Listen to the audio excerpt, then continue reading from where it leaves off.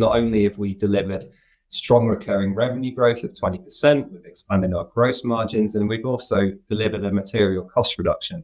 And that's driven a 66% increase in adjusted EBITDA.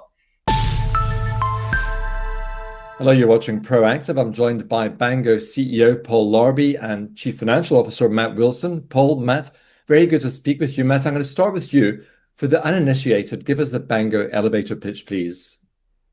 Thanks, Stephen. Yeah, so the overall aim of Bango is to enable the world's leading companies to scale their reach quickly and provide consumers the content and services that they want when they want them. We've got two sides to the business. We've got our transactional payments business, where we enable global stores like a Google Play or an Amazon to collect payments from consumers and allow them to charge it through their mobile phone bill. We've then got our digital vending machine, which is our subscription bundling platform, and that enables a reseller like a telco to offer leading content services like a Netflix or a Disney Plus to their consumers through bundled offers. Can you walk us through the revenue performance and the underlying drivers for each? Sure. So of those two performances, and as we look at the first half of 2025, we can be very encouraged by the growth that we've seen in our transactional payments business. So if we isolate the core transactional routes within that portfolio, they grew 10% year on year. That growth was masked a little bit by a pocket of lower margin routes in the portfolio. But if we zoom out, the overall picture and the fundamentals of that payments business is very, very strong.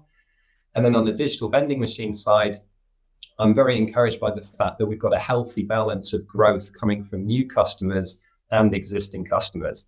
And if you couple that with the fact that the churn of live DVM customers continues to be zero, and if you put all that together, it points to the attractiveness and the scalability of the model. And what are your thoughts on the outlook, Matt? Yeah, so if I look at the period as a whole, I think we've had a very solid set of results for the first 6 months. Not only have we delivered strong recurring revenue growth of 20%, we've expanded our gross margins, and we've also delivered a material cost reduction. And that's driven a 66% increase in adjusted EBITDA. If we look ahead in terms of the outlook, I think the priority there is threefold. One is to reduce net debt. Second is to deliver continued profitability. And the third is to drive recurring revenue in line with what we've done historically. And if I take a step back, I think overall we've remained very much on track to deliver our revenue and adjusted EBITDA in line with expectations. And if you couple all of those facts together that I talked about before, it's pointing to meaningful cash generation as we move through into fiscal year 26. So overall, a solid set of results, and we look to the future with confidence. Paul, on the commercial side, you've announced an accelerated number of new DVM wins this year. What's powering this acceleration? Yeah, so in the first half, we did 7 DVM wins. We have added another one since. So we're sort of 8 year to date. And if you compare that with the last 2 years, we've historically done about 9 a year on average over the past 2 years. So we're certainly ahead to sort of beat that this year. And I think it's a combination of things. I think firstly, the volume of telcos looking to bundle is continuing to grow. So there's more momentum in the bundling.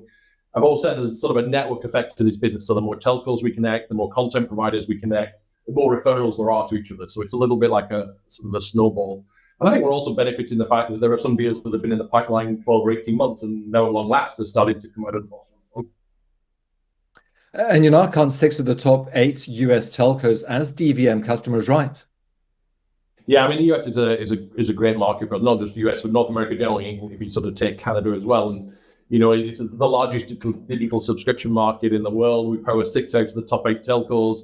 This year we've announced Dish. We announced a couple of weeks ago. That's a really interesting opportunity with the Dish TV side, the Sling TV side, which is also a content owner, and then Boost Mobile, which is their MVNO. So a very multi-dimensional contract win. And Altice, one of the other in that top 8 launch, we're the first customer ever for our user interface. So that's the customer portal end of the digital vending machine, which they launched in the first half of the year. So yeah, US a really solid base, and while there's still growth to be had in that market, really the key growth is coming from those customers starting to move up through the subscription tiers, and that recurring revenue should start to really increase. I mean, it's good to see other regions gaining traction. Give us the highlights. Yeah, I think it's really been a sort of a global half, really.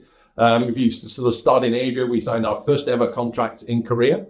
with Korea Telecom. So they're using the digital vending machine and actually launched their first service only last week to basically include AI-based subscription services. So that's really their big focus. And we launched with DeepL, which is a language-based sort of translation service. We got our first telco DVM win in Japan. So obviously Japan is a really strong market for us for DCB. We signed our first DVM contract there with an employee benefits provider a few years ago. Now getting the first telco on. Really, we're trying to replicate the success we've had with DCB with the digital vending machine. And if you move a little bit closer to home in Europe, we added another customer in Western Europe. And I think Western Europe's been one of those frustrations. I think we've probably talked about that before. The sales cycle seems to be long, but we're now at last starting to see those deals move into that sort of decision phase. So we're hoping that more of those will follow in the second half of this year.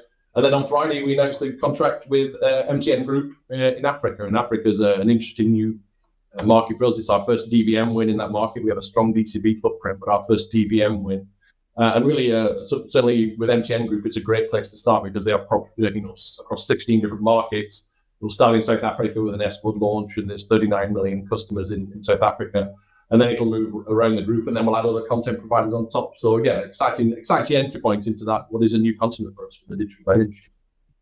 How do these wins position Bango for future growth, Paul? Yeah, I mean, there's three drivers for the sort of the DVM growth. It's new wins, and we've talked about those, and they'll start at the sort of the bottom license tier. And really, as I touched about in the US, the real growth will come when all of these customers start to climb up through the license tiers, and that'll see that net revenue retention figure sort of really pick up. And they climb through the tier in two ways. They climb through by bringing on more consumers, so more of their users are using the digital vending machine, and also by adding more services. So in effect, the average number of subscriptions per user starts to increase. And finally, the key takeaway you'd like investors to have from these interim results and the outlook for 2026?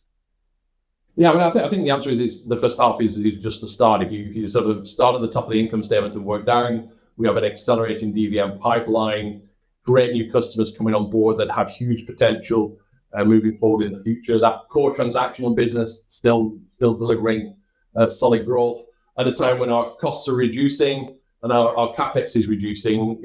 Which means we're set for meaningful cash generation, and there's certainly a very different profitability story when you look at 2026 and beyond. So yeah, really solid position, and certainly a great time to be here at Bango. Paul, Matt, thank you very much for taking the time to speak with us today. Thanks, Stephen. Good to see you again. Thanks, Stephen. That's Bango CEO Paul Larbey, CFO Matt Wilson.